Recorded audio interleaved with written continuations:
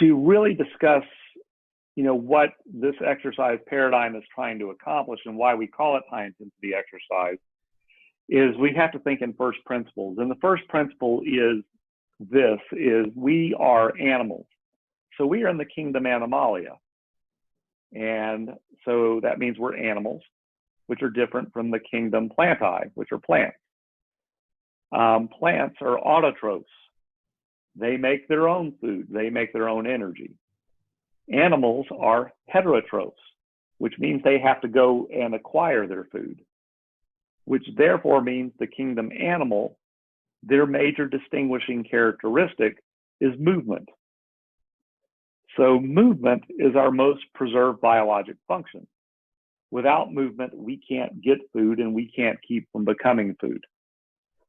So our skeletal muscle is sort of a defining organ or tissue for the rest of the organism. It runs the show. So to the extent that we challenge the skeletal muscle is the extent to which we can make physiologic and adaptations and improvements.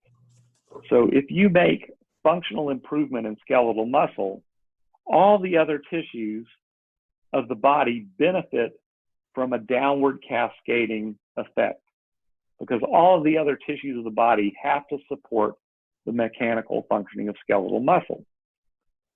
Well, our approach to that is we want to aggressively recruit skeletal muscle by doing work, and we want to fatigue it as deeply as possible in a time-efficient manner.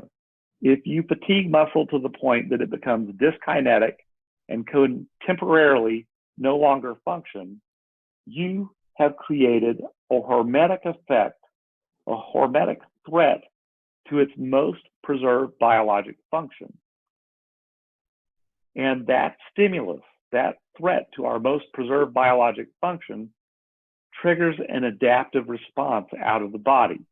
The body will therefore generate an adaptive response of strengthening and then an augmentation of all the metabolic and physiologic subsystems that allow that to happen. So it so turns out that the way to most aggressively recruit muscle is to make certain that it's under a continuous and uninterrupted load. And the way to get the best continuous and most uninterrupted load of muscle is to expose it to resistance and to not allow the musculature to move that resistance quickly enough that the resistance can get moving under its own momentum. Because if momentum is activated, then the resistance is taken off the muscle gets arrested, and the aggressive recruitment and fatiguing of that muscle is compromised.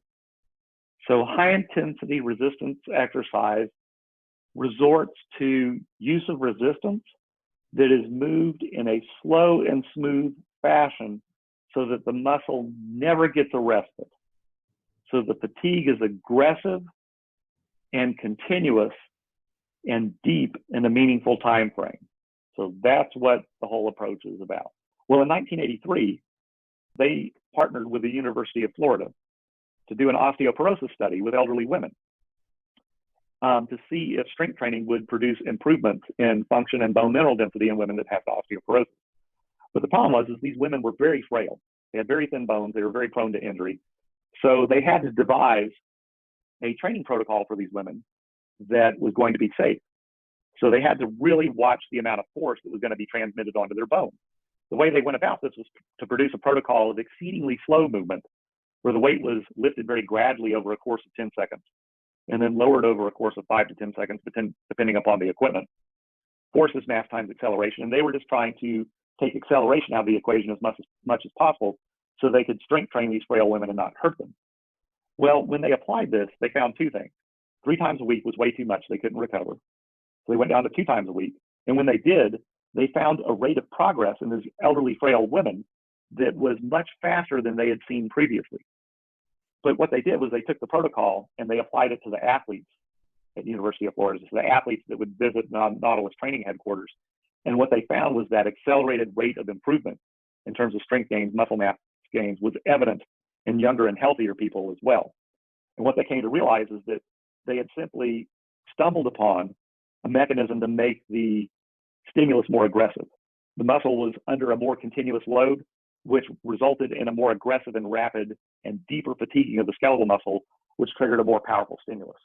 But they also figured out that a little went a long way. So you had to truncate how long the workout was out of necessity. And the frequency of the workout had to go out a little bit longer to allow for complete recovery. And that's kind of how super slow was born. And that's kind of the protocol that we largely relied on in Body by Science to kind of create the template for what was going to be the book. So number one, it depends on the person themselves, because differing people have differing recovery capabilities. But two, the needle is moving because as you get stronger, you're bringing more metabolic devastation to the system to recover from. So that changes over time. So in the very beginnings, when someone first starts and they're not that strong, most people can train twice a week quite easily until they start to bump up against a plateau. And then you may want to space them out to, rather than a Monday, Thursday, it may go Monday, Friday, Wednesday, Monday, Friday, Wednesday. And then once they hit another plateau with that, it may space out to every seventh day after that. So it is a little bit of a moving needle based on where you are in your training and how adept you are at training really, really hard. And when you become quite strong and very adept at really emptying the tank, so to speak, that can affect the recovery dynamic. So it's a little bit of a Venn diagram that you have to adjust for over time. But once you become, in the early stages, adept at what workout by workout progress feels like, you can tell when that starts to go away and how to sort of adjust that Venn diagram on the fly. So there's many different ways to slice and dice. So you got volume, frequency, and recovery.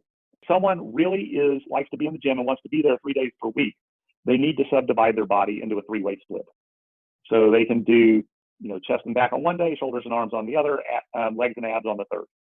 When my ER schedule gets really, really hectic and my recovery is compromised by work and a rotating shift schedule, I will do one body part at a time about every third day. And then what happens is with each individual workout, you're not digging as deep of a hole, so you're able to recover more quickly. But for each individual body part, you can hammer it a little bit harder than if you were doing your whole body.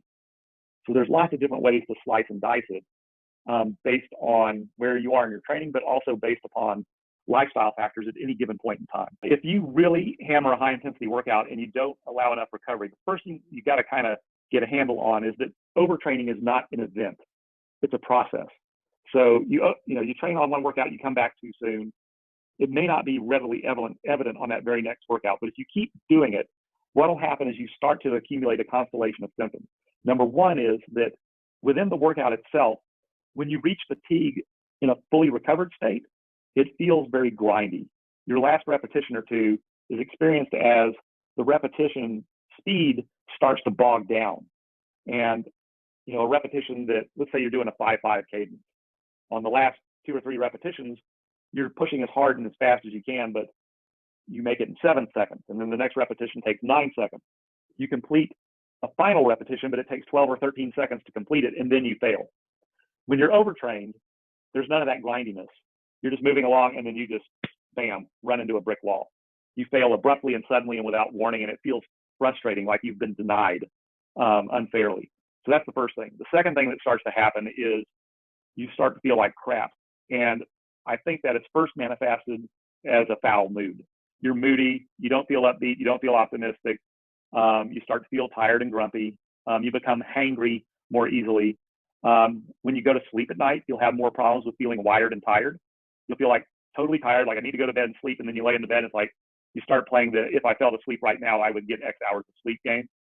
All of those things will manifest themselves in the process of overtraining. A physician colleague of mine had severe emphysema.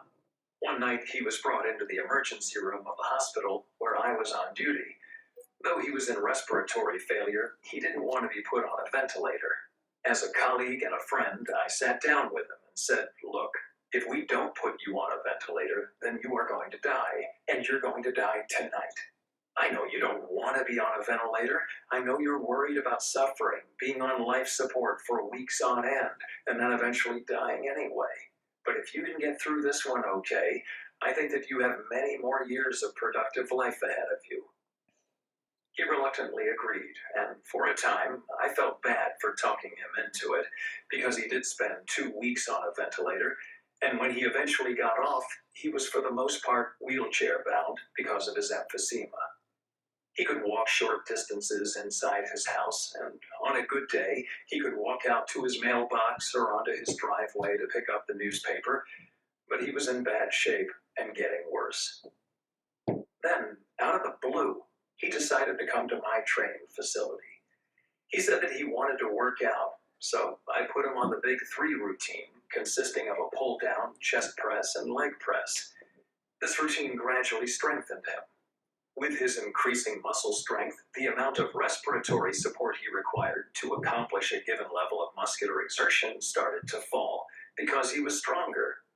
He worked out once a week, and we trained him to the point where we doubled his strength. As a result, when he needed his muscles to perform a level of work that previously would have required him to recruit all of his available motor units and left him exhausted, he now had to recruit only half that amount. Consequently, his heart and lungs now had to support the work of only half the motor units that they had to before, which amounted to far less work for his respiratory system. Rather than dying that night in the ER, my colleague lived for another 6 years, and he lived a fully functional and ambulatory life, never requiring a wheelchair again. He ended up taking not 1, but 2 world cruises with his wife, and he didn't have to take along a wheelchair. He was able to see the sights and experience all the adventures that everybody else did, despite almost having died several months earlier, simply because he was stronger. Muscle is the body's richest source of mitochondria, the oxygen-producing component of all cellular tissue. It's definitely where you have the most opportunity for metabolic adaptation, and more of it is produced by increasing the amount of muscle on your body through the performance of proper strength training. DOUG MCGUFF, MD. Thus, the 300 calories burned on the treadmill are not calories burned above your basal metabolic rate. They are calories burned including your basal metabolic rate. So if you're the 185-pound man who burned through 300 calories on the treadmill for his 1 hour of effort, you burned roughly 222.225 extra calories, not 300 above your baseline metabolic rate. Think about it. If the average human body were so metabolically inefficient as to burn 300 calories at the rate displayed on the exercise equipment, the species would never have survived. The calories burned in hunting and gathering would have led to death by starvation. Most people have accepted blindly the information displayed on exercise equipment and turned exercise into a form of guilt absolution. Have dessert, 600 calories of pie, and feel guilty? Just go to the health club and work on the stepper until 600 calories tick by on the screen. It just doesn't work. There are 3,500 calories in a pound of fat. If their appetites are not increased by the treadmill work, contrary to the norm, and they keep a stable calorie intake, it would take 15.74 days for the man to burn off a pound of fat with this type of extra activity, and this is assuming that no other variables are present. Unfortunately, there is a big-time variable for which almost no one accounts: muscle loss. To exercise long enough to reach the 300-calorie mark on a stepper or treadmill, you have to perform low-intensity, steady-state activity. Steady-state activity does not place a high-intensity demand on the muscles, which is precisely why it can be carried out for so long. Rather than engaging in a demanding use of a large percentage of your muscle fibers, you are using a small percentage of your weakest slow-twitch fibers over and over.